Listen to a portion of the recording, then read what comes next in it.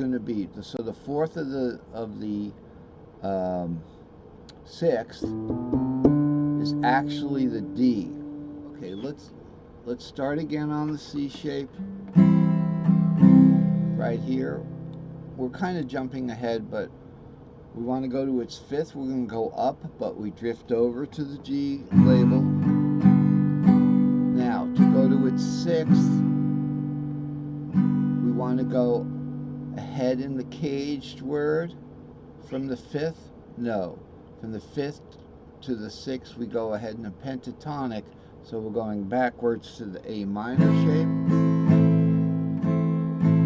Now, if we want to go to the fourth of that A minor shape, it's going to be a D minor shape. Alright? So we're on the D minor second. Okay? If we want to go to the fourth, from the second, we're going to have to go up one more pentatonic. So it's going to be over here to the E shape. See how we went down, and then we had to go over in a pentatonic for the E shape. So we've got our little song.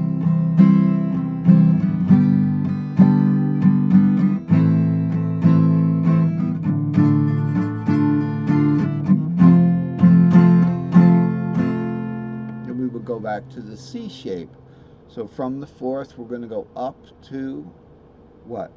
Up to the C shape, which is the fifth, because C is the fifth of F. Okay, so before we get too far ahead, because I'm going to have to do a little bit of practicing on this stuff, I'm going to go up to this to talk about these two guys right here. This is our chart. It's the same as it was before, but it's added. It's the caged word. If we're going to the right, we're going to the right here. From the one, we go to the right in the caged word. Okay. Now remember, we're not going to the right on the fretboard here anymore. We're not starting on the E shape and then going to the right with the E minor shape. We're just talking about string shapes here. They work opposite of the way you'd think they work. So in the E shape here, right here, going to the right, we're going down a pentatonic scale. Okay, so for the sixth, we're going ahead in the caged word. If we start on the C shape, we're going to the A minor shape, and then ahead in the caged word for the fifth. You can see we start from the root shape to the sixth to the fifth. We go ahead in the caged word for shapes. So if we're starting on a C shape C, C shape C, we go ahead in the caged word A minor shape sixth, G shape fifth. Okay, we're not physically going this way. We're going within the cage. We start on the C shape. To get to the second, we're going to go up a pentatonic scale. Now you read this word from right to left now. So we go to the D minor shape for the second. We go to the E minor shape for the third. Okay, that's how that I've re-explained it. Now, looking at the three strings, we're starting on string number one, string shape. We're going up one string to the fifth string shape, down one to the fourth string shape, but these are actually cage shapes. So we start on a C, we go up one to the fifth string shape, which is the G, down one to the fourth string shape, which is an E. Again, let's look at our diagram here. We're going up for the fifth, we're going down for the fourth, which is the opposite of the fifth. So up string equals the fifth of the starting shape. These are cage shapes. They're put together to make the long cages will have a half shape, but they're still the same cage shapes.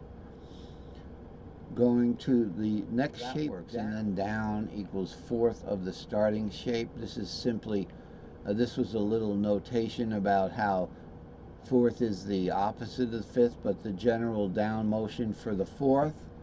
So if we want to, say we start on C here, we want to go to F, we want to go to its fourth, we want to go to its fourth, we want to go to its fourth, like that.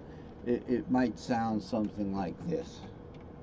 We got the C, we want to go to the E shape, we'll go to the A shape from there, then to the D shape. Now I'm going to just move the capo up for the G shape, and we go all the way around this big gigantic circle of fourths. So we can see way back here in chart 223, we've really just only covered this part of the orbit. Let's say starting from the C shape, we went to the E shape, to the A shape, to the D shape, to the G shape, where I moved the capo up. And if you do that 60 times, and if you can do that in 60 shapes in a minute, you're an expert. And I made this gigantic circle to show that it goes all the way around. Alright, so that's the way that the fourths work. The fifths are just the other way, the circle going the other way. Now, looking at the string shapes here, we can see that we can use this as a little map to play by. We just have to know when to replace the minor with the major shape. And we're going up in fifths, down in fourths, over in caged, which means down the pentatonic scale. So to the right is down the pentatonic scale, A, G, E, just the simple white keys, key of C, and up is up the pentatonic scale. So to the left is up the pentatonic scale. Alright, to the right is down the pentatonic scale. Okay, going to the left is up the pentatonic scale. C, D, E, G. And these are in shapes. Replace major and minor as necessary. What I've gone ahead and done in chart, today's chart is number 505. Modal long cage, tripentatonic fretboard, cage chord shape directions for long modal cages.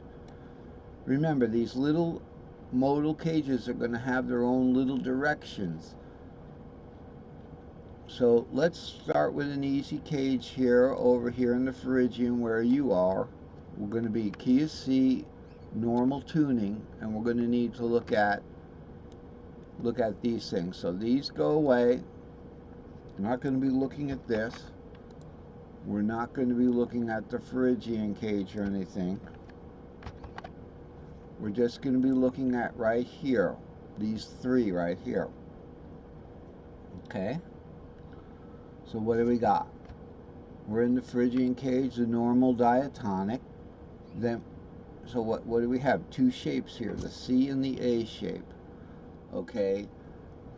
Here's our C long to an A. The fourth is going to be a substitution of the E shape, the E long shape, and the D shape. The fifth is going to be a substitution of the G long and the E shape. Let's look at the E shape for the fifth. We've got 5 root 3. There's an A-shaped fifth right there. Now, what's going on with 5 root 3 right there? Because this is our A. This is our root shape. Hey, that's about all we have time for today. We're going to be using this as a map. By the way, we're going to be using this as a map to play in the various cages in the future and see how easy it is. the way that the labels are arranged is going to make it easier for us to navigate up and down. Keep in mind that the bottom and strings is the cage string shapes. Right there, the cage shapes. Hey, keep watching Andy's free guitar chart videos for more information about these methods of mine. If you follow these instructions that I have, these methods that I've given, working on, I know you're going to be great. Have a great day, and thanks a lot for watching.